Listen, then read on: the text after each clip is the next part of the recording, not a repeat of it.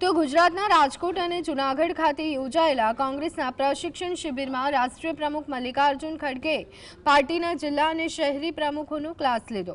નવી નિમણૂક બાદ 41માંથી 19 પ્રમુખોની નબળી કામગીરીથી કેન્દ્રીય નેતૃત્વ નારાજ છે।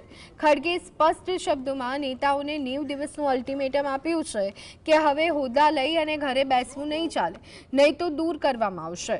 ખડગે કહ્યું કે જેને કામ નથી કરવું તેને દૂર કરો। તેમણે કેરીનું ઉદાહરણ આપતા જણાવ્યું કે ખરાબ કેરી બધી કેરીઓને બગાડે છે। और ये ऑर्गेनाइजिंग डेवलपमेंट है और ये रैंकिंग है, उन्होंने जो जो काम किया। अब इसी के ऊपर आपका अंदाजा हो और ट्रेनिंग करने वालों को भी मैं बोलूंगा कि इसका ध्यान रखें और जो लोग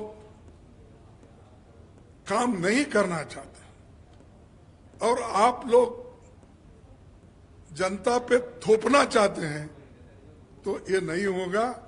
अगर ऐसे लोग हैं, मुकुल जी, आप और ऑर्गेनाइजिंग सेक्रेटरी मिलके फौरन ऐसे लोगों को निकाल दो, क्योंकि एक सड़ा आम सारे को जो टोकरी में रहते सब आम को खराब कर देते।